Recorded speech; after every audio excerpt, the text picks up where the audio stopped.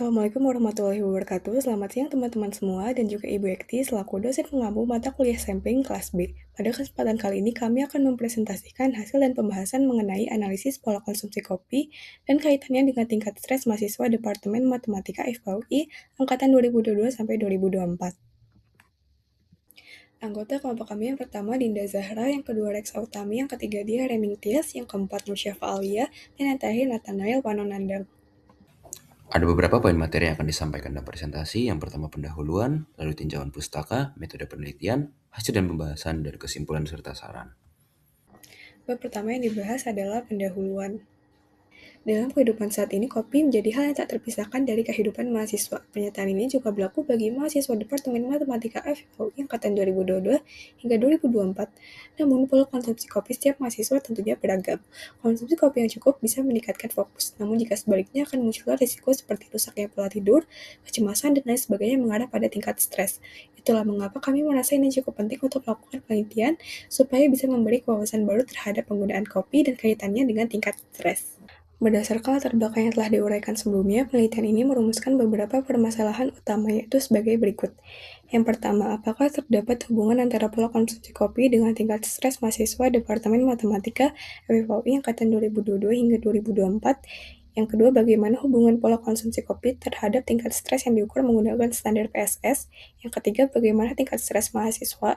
Yang keempat, apakah variabel demografis memoderasi hubungan antara pola konsumsi kopi dengan tingkat stres mahasiswa?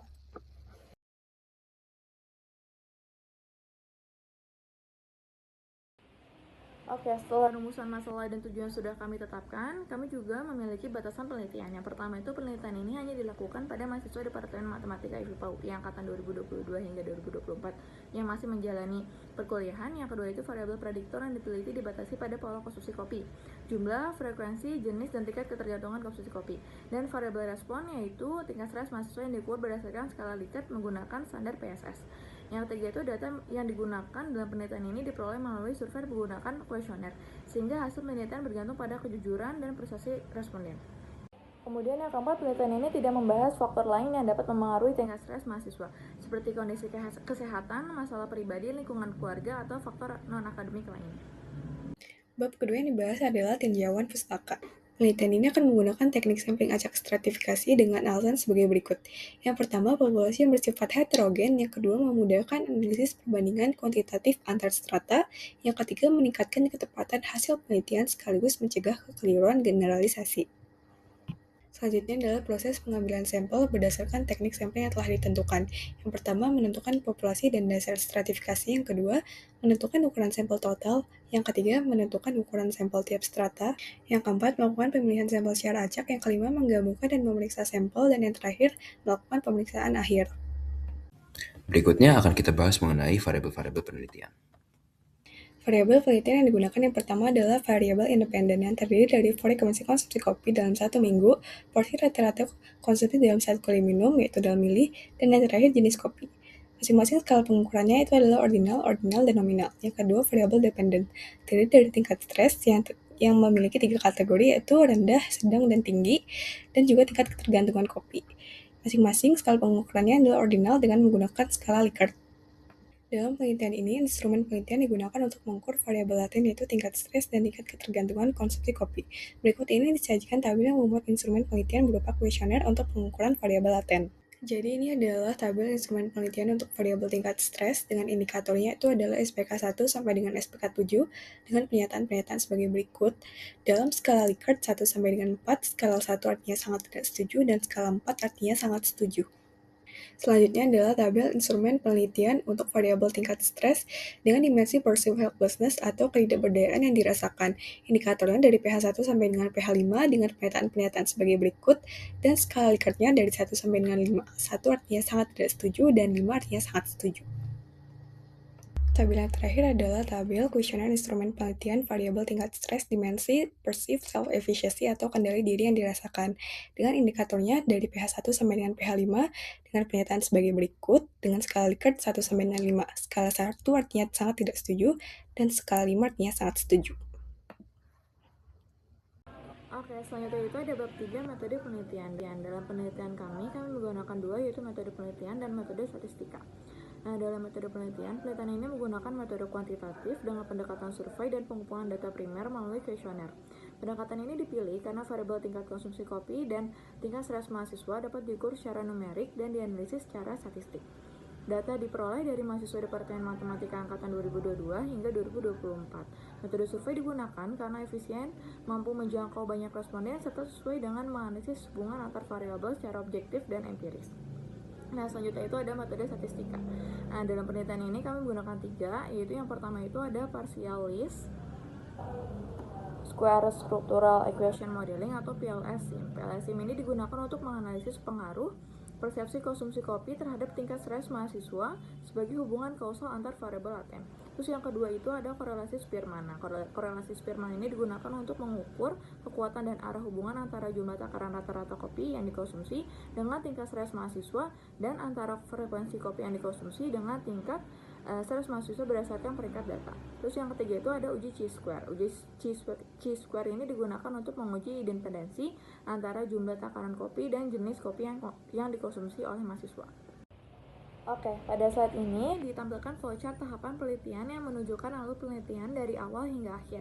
Penelitian dimulai dari penyusunan topik serta identifikasi dan perumusan masalah yang didasarkan pada fenomena meningkatnya tingkat stres mahasiswa dan perbedaan kebiasaan konsumsi kopi dalam aktivitas akademik. Dari tahap ini kemudian ditetapkan variabel penelitian, yaitu tingkat konsumsi kopi sebagai variabel bebas dan tingkat stres mahasiswa sebagai variabel terikat. Tahap selanjutnya adalah penentuan populasi dan teknik pengambilan sampel. Populasi penelitian mencakup mahasiswa Departemen Matematika dari angkatan 2022 hingga 2024 dengan teknik sampling acak stratifikasi sebagai berdasarkan angkatan. Setelah itu dilakukan pembuatan kuesioner sebagai instrumen penelitian. Berikutnya dilakukan pengumpulan data sehingga diperoleh data primer dari responden. Data yang terkumpul itu kemudian melalui tahap preprocessing data, yaitu yang meliputi pengecekan kelengkapan, pengkodean, penyesuaian data agar siap dianalisis. Selanjutnya, setelah siap, dilakukan eksplorasi dan analisis data menggunakan beberapa metode statistika, yaitu analisis deskriptif, korelasi Spearman, uji chi-square, serta pemodelan sampel S untuk melihat hubungan kausal antara konsumsi kopi dengan tingkat stres mahasiswa. Nah, tahapan terakhir dalam flowchart adalah evaluasi model dan interpretasi hasil yang digunakan untuk menarik kesimpulan mengenai pengaruh konsumsi kopi terhadap stres mahasiswa, serta menyusun implikasi dan rekomendasi penelitian. Selanjutnya kita akan membahas tentang hipotesis penelitian. Yang pertama adalah hipotesis untuk analisis PLS. Analisis PLS dilakukan untuk melihat pengaruh dari tingkat ketergantungan dengan kopi terhadap tingkat stres. Sehingga hipotesis yang disusun adalah bahwa tingkat ketergantungan terhadap konsumsi kopi berpengaruh terhadap tingkat stres mahasiswa. Secara statistik, hipotesis ini diformulasikan sebagai H0 yang menyatakan beta sama dengan 0, yang artinya tingkat ketergantungan konsumsi kopi tidak berpengaruh terhadap tingkat stres mahasiswa. Sementara itu H1 menyatakan beta tidak sama dengan 0, yang artinya tingkat ketergantungan konsumsi kopi berpengaruh terhadap tingkat stres mahasiswa. Yang kedua, ada hipotesis untuk analisis korelasi Spearman. Analisis ini dilakukan untuk mencari korelasi antara jumlah rata-rata takaran kopi yang dikonsumsi dengan tingkat stres, serta antara frekuensi konsumsi kopi dengan tingkat stres. Sehingga hipotesis yang disusun yaitu yang pertama, terdapat korelasi antara takaran rata-rata kopi dan tingkat stres mahasiswa, di mana H0 menyatakan ρ sama dengan 0, yang artinya tidak terdapat korelasi antara takaran porsi kopi yang dikonsumsi dan tingkat stres mahasiswa. Kemudian H1-nya menyatakan ρ tidak sama dengan 0, yang berarti terdapat korelasi antara takaran porsi kopi yang dikonsumsi dan tingkat stres mahasiswa. Kemudian hipotesis yang kedua yaitu terdapat korelasi antara frekuensi konsumsi kopi dan tingkat stres mahasiswa. Dengan H0-nya menyatakan ρ sama dengan 0, yang artinya tidak terdapat korelasi antara frekuensi konsumsi kopi dan tingkat stres mahasiswa. Kemudian H1 menyatakan ρ tidak sama dengan 0, yang artinya terdapat korelasi antara frekuensi konsumsi kopi dan tingkat stres mahasiswa. Yang ketiga, ada hipotesis untuk uji chi-square. Uji ini digunakan untuk melihat apakah ada hubungan antara jenis kopi dan jumlah takaran rata-rata kopi. Uji ini dilakukan karena ada kecurigaan munculnya hubungan antara variabel independen. Hipotesisnya yang disusun yaitu menyatakan bahwa terdapat hubungan antara jenis kopi yang dikonsumsi dan jumlah takaran rata-rata kopi. Dengan H0 yang menyatakan tidak terdapat hubungan antara jenis kopi dan jumlah rata-rata konsumsi kopi, dan H1 menyatakan terdapat hubungan antara jenis kopi dan jumlah rata-rata konsumsi kopi. Lalu ada aturan penolakan hipotesis. Yang pertama untuk uji PLS. Hipotesis ditolak jika p-value kurang dari 0,05 atau tes statistiknya lebih dari 1,96. Yang kedua untuk uji korelasi Spearman. H0 ditolak jika p-value kurang dari 0,05. Yang ketiga untuk uji chi-square, sama seperti korelasi Spearman, H0 ditolak jika p-value kurang dari 0,05. Selanjutnya masuk ke dalam hasil dan pembahasan. Yang pertama itu hasil perolehan data. Jadi penelitian ini seperti yang sudah disebutkan sebelumnya menggunakan teknik sampling acak stratifikasi dengan stratanya itu adalah angkatan mahasiswa. Jadi stratanya ada 3 yaitu 2022, 2023, dan 2024. Lalu populasi penelitian ini sudah jelas berarti seluruh mahasiswa pada Departemen Matematika FMIPA UI angkatan 2022 sampai 2024 yang berstatus aktif dengan total populasinya yaitu sebanyak 582, yang mana itu terdiri dari 167 untuk angkatan 22, 196 angkatan 23, dan juga 219 untuk angkatan 24 atau 2024. Lalu untuk penentuan sampel, minimal sampel yang harus dipenuhi, di sini kita menggunakan rumus Lovin dengan error yang sebesar 10%, yaitu dengan perhitungan sebagai berikut yang ada di layar, yang mana akhirnya diperoleh minimal sampel yang harus didapatkan yaitu 85 secara keseluruhan. Lalu untuk secara per stratanya itu minimal yang harus dipenuhi untuk angkatan 2022 itu 24 responden, angkatan 2023 29 responden, dan juga angkatan 2024 32 responden. Lalu pada pelaksanaannya, untuk data realnya, penelitian ini berhasil memperoleh 109 responden, sehingga untuk jumlah responden keseluruhan itu sudah terkumpul dan telah melampaui ukuran sampel minimum yang disyaratkan. Lalu untuk secara strata juga, distribusi yang diperoleh itu diperoleh angkatan 2022 itu sebanyak 24 responden, angkatan 2023 40 responden, dan 2024 45 responden, yang mana keseluruhan setiap strata pun sudah memenuhi syarat minimal sampel yang harus dipenuhi. Lalu sehingga ini dapat dinilai cukup representatif untuk dilakukan analisis lebih lanjut. Selanjutnya masuk ke dalam statistika deskriptif, yang mana statistika deskriptif ini nantinya digunakan untuk memberikan gambaran umum mengenai karakteristik responden serta distribusi data untuk variabel penelitiannya, yang mana tentunya ini nanti meliputi pola konsumsi kopi dan juga tingkat stres mahasiswa.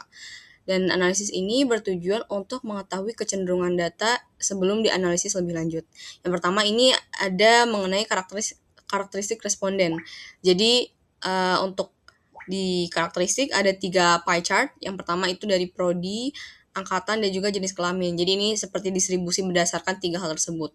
Untuk prodi didominasi oleh matematika, lalu untuk angkatan didominasi untuk angkatan 2024, sedangkan untuk jenis kelamin didominasi jenis kelamin perempuan.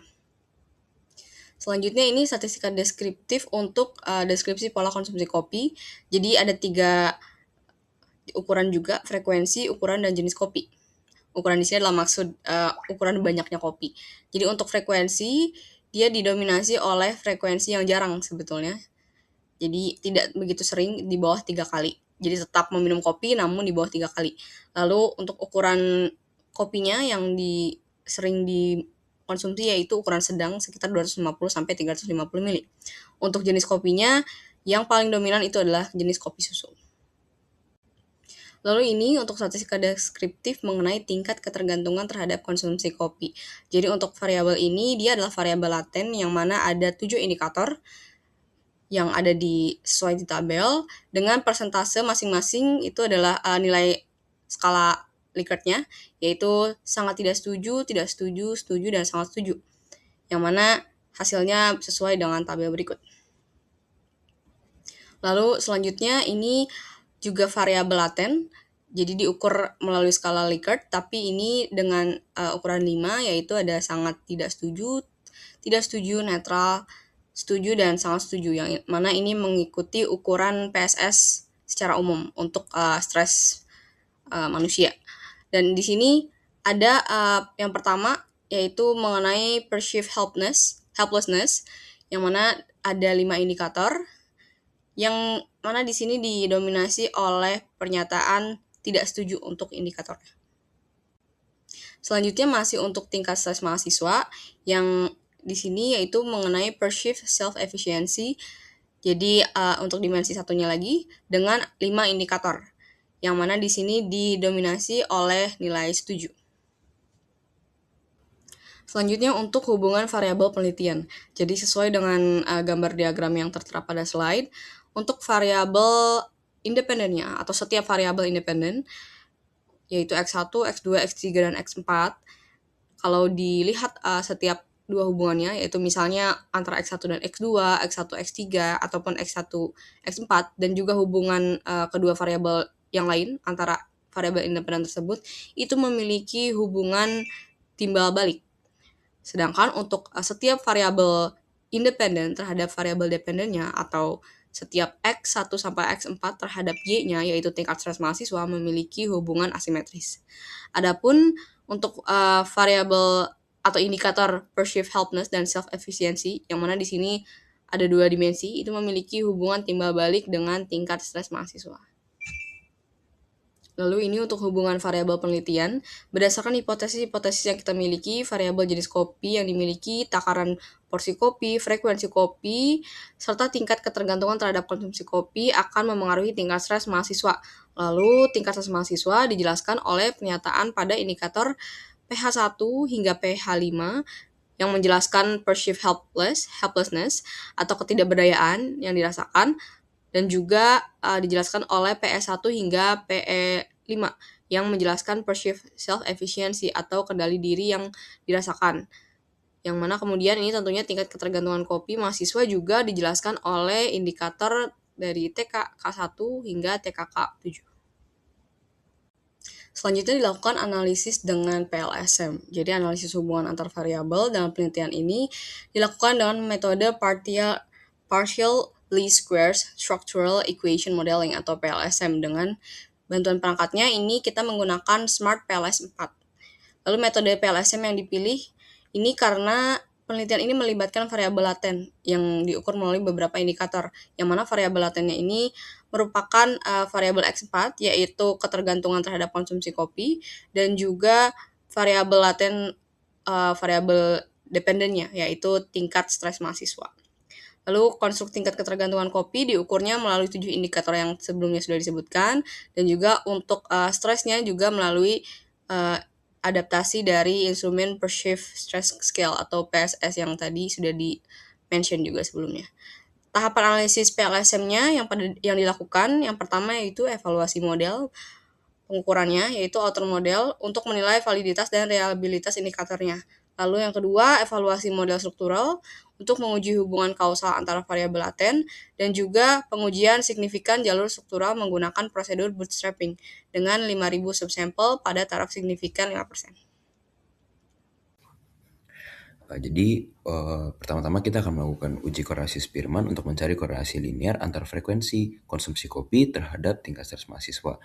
Nah, di sini kita memiliki hipotesis yang pertama rho sama dengan 0 atau tidak terdapat korelasi antara frekuensi konsumsi kopi dan tingkat stres mahasiswa. Lalu yang kedua adalah hipotesis alternatif, yaitu terdapat korelasi linear antara frekuensi konsumsi kopi dengan tingkat stres mahasiswa. Jadi untuk uji ini kita akan menggunakan taraf signifikansi sebesar 0,05 dan kita akan memanfaatkan software RStudio.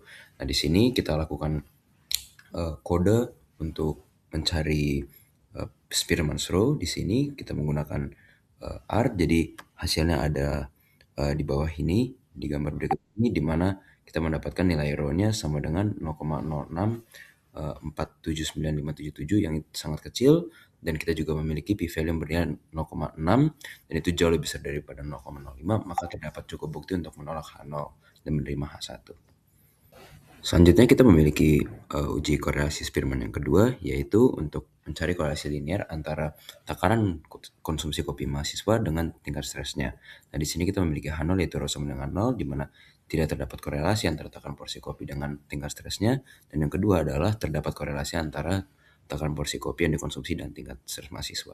Nah, untuk uji ini kita mengambil taraf signifikansi sebesar 0,05, dan ketika dijalankan maka kode dari R untuk mencari Spearman rule, maka kita akan mendapatkan hasil sebagai berikut, yaitu rho-nya sama dengan 0,1719, dan ini adalah nilai yang cukup kecil, namun dia tetap lebih besar daripada ujian yang telah kita lakukan sebelumnya.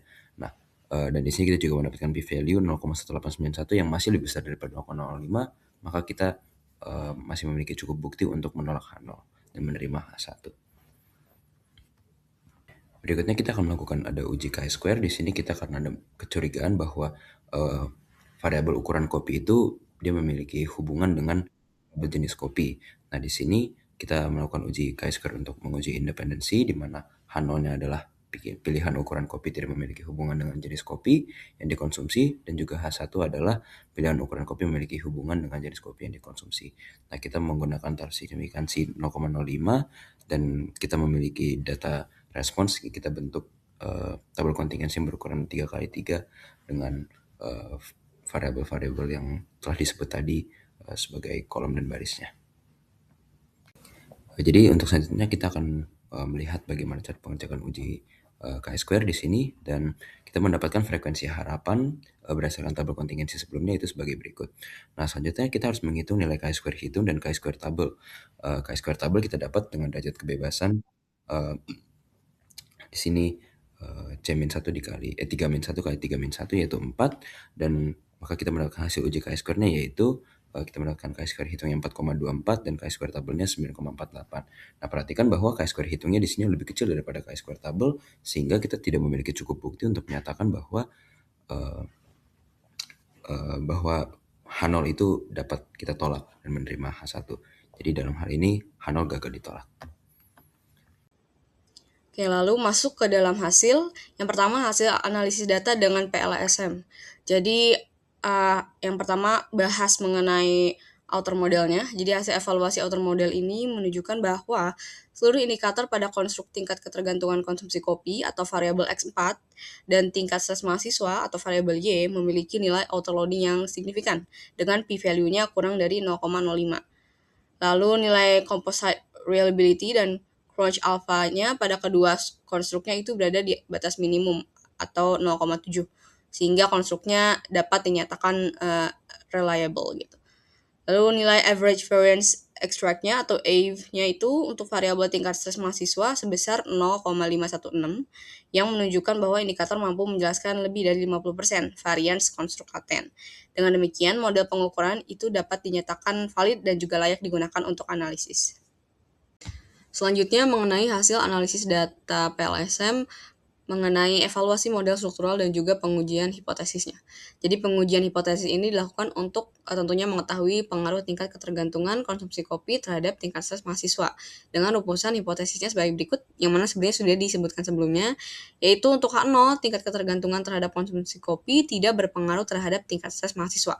Untuk H1 tingkat ketergantungan terhadap konsumsi kopi berpengaruh terhadap tingkat stres mahasiswa, atau X4 berpengaruh terhadap Y. Untuk H0, X4 tidak berpengaruh terhadap Y. Lalu untuk hasil analisis modelnya, diperoleh nilai R-square sebesar 0,096, yang berarti bahwa tingkat ketergantungan konsumsi kopi mampu menjelaskan 9,6% variasi tingkat stres mahasiswa. Sementara untuk sisanya dipengaruhi oleh faktor di luar model.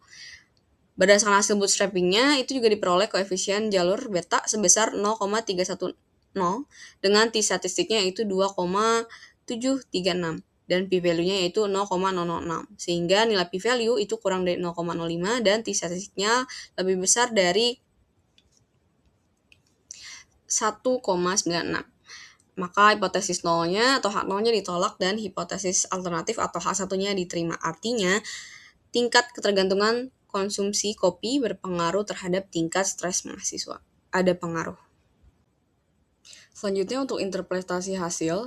Jadi hasil dari PLSM tersebut menunjukkan bahwa tingkat ketergantungan terhadap konsumsi kopi berpengaruh positif dan signifikan terhadap tingkat stres mahasiswa dengan nilai betanya yaitu 0,31 dan p-value-nya yaitu 0,006. Nilai koefisien ini mengindikasikan bahwa peningkatan ketergantungan konsumsi kopi diikuti oleh peningkatan tingkat stres mahasiswa, meskipun besarnya tidak begitu signifikan atau masih tergolong rendah hingga sedang. Hal ini diperkuat oleh nilai R-square-nya, yaitu sebesar 0,096, yang menunjukkan bahwa ketergantungan konsumsi kopi hanya menjelaskan sekitar 96% variasi tingkat stres mahasiswa. Dengan demikian, dapat disimpulkan bahwa tingkat stres mahasiswa tidak hanya dipengaruhi oleh konsumsi kopi, tetapi juga dapat dari berbagai faktor psikologis yang mana tidak dimasukkan dalam penelitian ini. Selanjutnya, untuk hasil analisis korelasi Spearman, berdasarkan uji korelasi Spearman yang telah dilakukan sebelumnya, itu dalam kalangan mahasiswa Departemen Matematika FMIPA UI, angkatan 2022 sampai 2024, itu dapat kami simpulkan bahwa baik frekuensi konsumsi kopi mahasiswa maupun takaran kopi yang dikonsumsi itu tidak memiliki pengaruh yang signifikan terhadap tingkat stres mahasiswa, yang mana tingkat stres ini diukur dengan skala PSS. Lalu untuk hasil uji chi-square, hasil uji chi-square ini dilakukan dengan tujuan mencari tahu apabila ada hubungan antara variabel prediktor jenis kopi yang diminum dengan jumlah takaran kopi yang dikonsumsi oleh mahasiswa Departemen Matematika Universitas Indonesia angkatan 2022 sampai 2024. Namun ternyata ini tidak memiliki hubungan yang signifikan. Dengan kata lain, seseorang preferensinya terhadap ukuran kopi, baik kecil, sedang, ataupun besar, ternyata tidak berhubungan pada jenis kopi yang dipilih. Americano, susu, kopi susu, atau kopi tubruk itu tidak ada hubungannya dengan takaran. Selanjutnya kita memiliki hasil keseluruhan, yaitu ternyata berdasarkan keseluruhan hasil analisis melalui PLSM, korelasi Spearman, dan uji chi-square dapat disimpulkan bahwa hubungan antara konsumsi kopi dan tingkat stres yang ditinjau itu ternyata berbeda. Nah, analisis PLSM menunjukkan bahwa ketergantungan terhadap konsumsi kopi berpengaruh positif, meskipun dengan besaran pengaruh yang relatif kecil. Sebaliknya, hasil dari uji korelasi Spearman dan uji chi-square menunjukkan bahwa frekuensi konsumsi kopi, takaran kopi, serta jenis kopi yang dikonsumsi tidak memiliki hubungan yang signifikan terhadap tingkat stres mahasiswa. Oke, selanjutnya masuk ke bagian kesimpulan dan juga saran, yang mana adalah bagian terakhir. Yang pertama mengenai kesimpulan, jadi ini ada 5 poin kesimpulan yang kami rumuskan. Poin pertama yaitu terdapat hubungan antara pola konsumsi kopi dan tingkat stres mahasiswa, khususnya pada aspek ketergantungan terhadap konsumsi kopi atau variabel X4. Hasil analisis PLSM menunjukkan bahwa tingkat ketergantungan konsumsi kopi berpengaruh positif dan signifikan terhadap tingkat stres mahasiswa. Yang kedua, besarnya pengaruh ketergantungan konsumsi kopi terhadap tingkat stres masih tergolong rendah. Jadi walaupun sebelumnya disimpulkan ada pengaruh, namun ternyata masih dikatakan rendah, yang mana ini ditunjukkan oleh nilai koefisien determinasi atau R-square sebesar 0,09. Hal ini menunjukkan bahwa konsumsi kopi hanya menjelaskan sebagian kecil variasi tingkat stres mahasiswa, sehingga stres itu dapat dipengaruhi oleh faktor lain juga selain tentunya konsumsi kopi. 3. Hasil uji korelasi Spearman menunjukkan bahwa frekuensi konsumsi kopi dan takaran kopi tidak memiliki hubungan yang signifikan dengan tingkat stres mahasiswa. Temuan ini mengindikasikan bahwa intensitas konsumsi kopi secara kuantitatif belum tentu berkaitan langsung dengan tingkat stres.